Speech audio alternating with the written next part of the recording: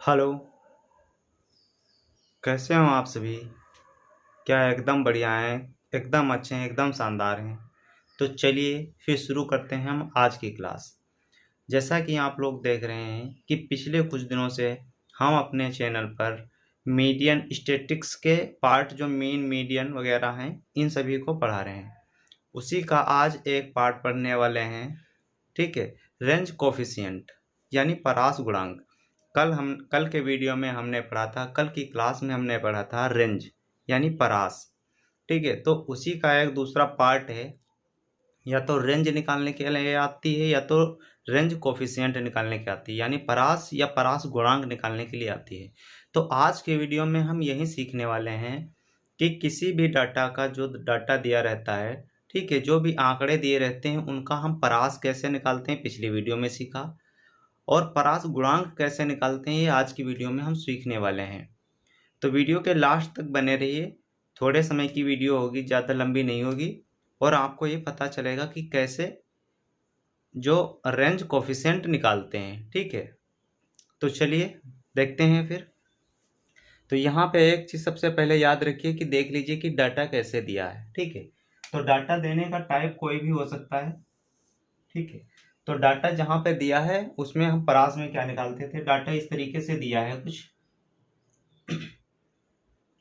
यहाँ पे देखें 3, 7, 8 और 9, 10, यहाँ से ले लो 12। ठीक है, इस तरीके से डाटा दे रखें और कह दिया गया ये किसी नॉर्मल डाटे पे हम किसी चीज़ का प्रयोग जो कर रहे हैं वो नॉर्मल डाटे पे कर रहे हैं। आप इसमें चाहें जितना बड़ा डाटा जिस तरीके का दिया हो आप उससे ये कर सकते हैं सभी का, क्योंकि जो फार्मूले रूल बनते हैं वो सभी के लिए बनते हैं। कोई ऐसा नहीं कि छोटी चीज़ पे अप्लाई होगा बड़ी पे नहीं। तो इस तरीके से लिखते हैं डाटा, और हमसे पूछा जाता है कि इसका जैसे रेंज निकालना है या रेंज कोफिशिएंट, तो इसका निकालेंगे हम रेंज। ठीक है, और इसका रेंज कोफिशिएंट को आरसी से हम लोग लिख लेंगे। ठीक है, याद रखना, आर से रेंज, सी से कोफिशिएंट, परास गुणांक।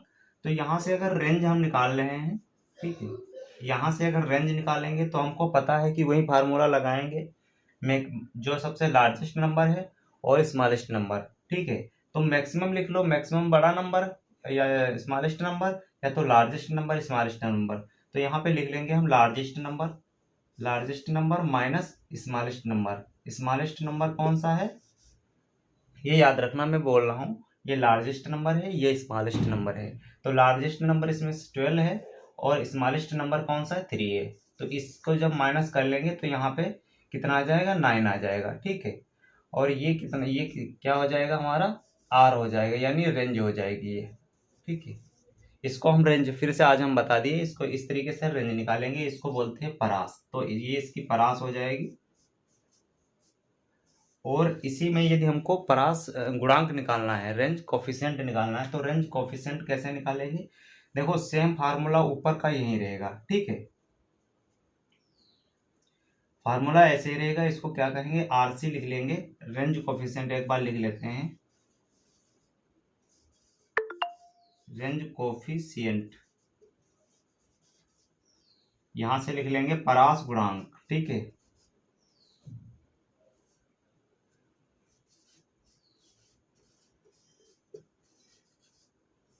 इस तरीके से लिखेंगे, और फार्मूला हमारा यही रहेगा। उसमें हम क्या लिखते थे, सबसे बड़ी संख्या, इतना याद रखना आप लोगों को है, ये फार्मूला सबसे बड़ी संख्या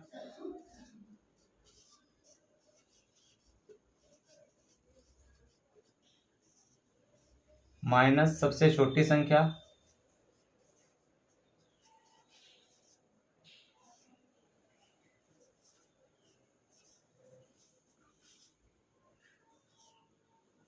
सबसे छोटी संख्या। बस एक काम और इसमें करना होता है, रेंज कोफिशिएंट में एक और काम करना रहता है, हम इसके अपान में लगाते हैं। इसके अपान में क्या लगाते हैं, सेम यही चीज़ें, लेकिन बीच में केवल साइन प्लस का लगा लेंगे बस। सेम यही चीज़ें, सबसे बड़ी संख्या माइनस सबसे छोटी संख्या, ऊपर सबसे बड़ी संख्या प्लस सबसे छोटी संख्या, और बीच में प्लस केवल का क्या साइन रहेगा केवल, और फार्मूला यही रहेगा। इसको अगर इंग्लिश में लिखेंगे तो आरसी बराबर क्या लिखेंगे, आरसी बराबर लिखेंगे लार्जेस्ट नंबर, ठीक है, largest number minus smallest number और अपान में largest number plus smallest number. इस चीज को आप याद रखना, ठीक है। तो इसी को अगर इस वाले जो क्वेश्चन है, इस क्वेश्चन को अगर इस फार्मूले में रखें तो इसका जो रेंज कोफिशिएंट क्या आएगा, परास गुणांक इसको बोलते हैं, परास गुणांक क्या आएगा, तो इसकी रेंज तो हमने निकाल ली, ठीक है। अब ऊपर तो यही आना है 9, ये याद है, L minus M largest number minus smallest number निकालेंगे यहाँ से ये वाला, तो यहाँ से तो 9 आएगा, यहाँ पे 9 आ जाएगा, ठीक है।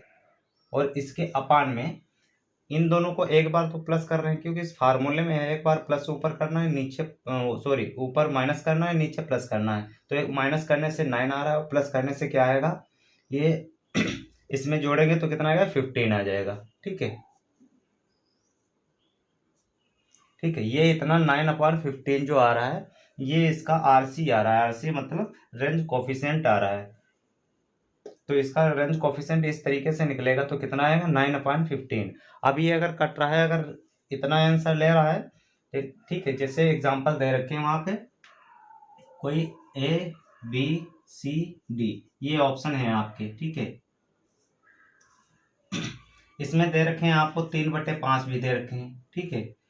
और मान लो या तो ऑप्शन में आपको ये मिलता है या ऑप्शन में आपको सीधे 9/15 मिल जाता है, ठीक है, या आपको 2/15 मिल जाता है, इस तरीके से मिल जाता है, या 5/3 मिल जाता है, इस तरीके से ऑप्शन मिलते हैं, ठीक है। इसमें से आपको क्या करना है, अगर ये डायरेक्ट ये वाला आंसर दिया है, ये वाला आंसर दिया है, तो आपको क्वेश्चन में ये वाला जो ऑप्शन है, ऑप्शन में यही वाला आंसर मार्क करना है, ठीक है।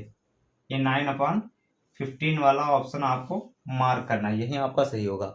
उसके बाद ये देखेंगे कि यदि ये नहीं है तो इसको ढूंढेंगे कि इसको सॉल्व जब करेंगे तो 3/5 आएगा, 3/5।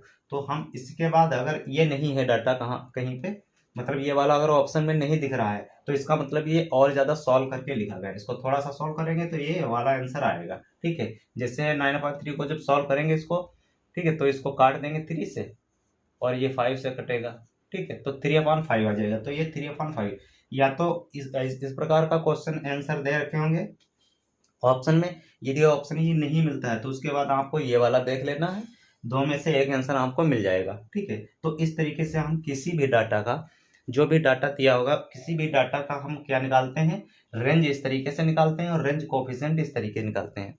रेंज का ही फार्मूला होता है, बस रेंज में ऊपर माइनस होता है और रेंज कोफिशिएंट में नीचे प्लस का साइन लगा होता है, बस इतना ही फर्क है। और डाटा को सॉल्व करेंगे तो ये रेंज कोफिशिएंट इस तरीके से निकल के आती है। तो आज के वीडियो में हम इतना ही सीखेंगे, थोड़ी थोड़ी चीज़ें सीखते जाओ और उन पे प्रैक्टिस करते जाओ। आप लोग इस प्रकार के रेंज कोफिशिएंट के, रेंज के जितने भी पढ़ा चुके हैं उन सभी के क्वेश्चन ढूंढ के आपके पास कोई वहाँ से देख देख करके आप लोग उनको क्वेश्चन करने की कोशिश करिए।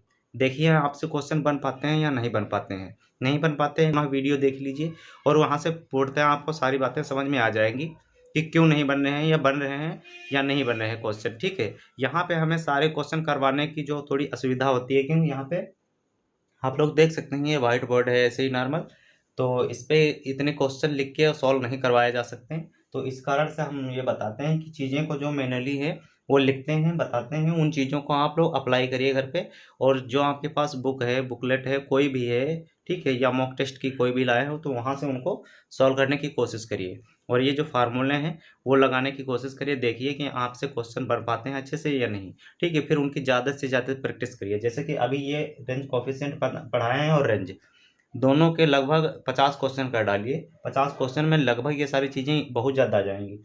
आप जैसे ही 20 क्वेश्चन करेंगे तो आपको लगेगा बहुत ईजी हो गया, अब हमको सारी चीज़ें आती हैं, लेकिन नहीं, आपको 30 क्वेश्चन और करने हैं। इसलिए करने हैं क्योंकि जितनी ज़्यादा प्रैक्टिस करोगे उतनी ज़्यादा आपकी क्वेश्चन पे पकड़ रहेगी, उतना जल्दी और उतना अच्छे से आप एग्ज़ाम में कर पाएंगे, ठीक है।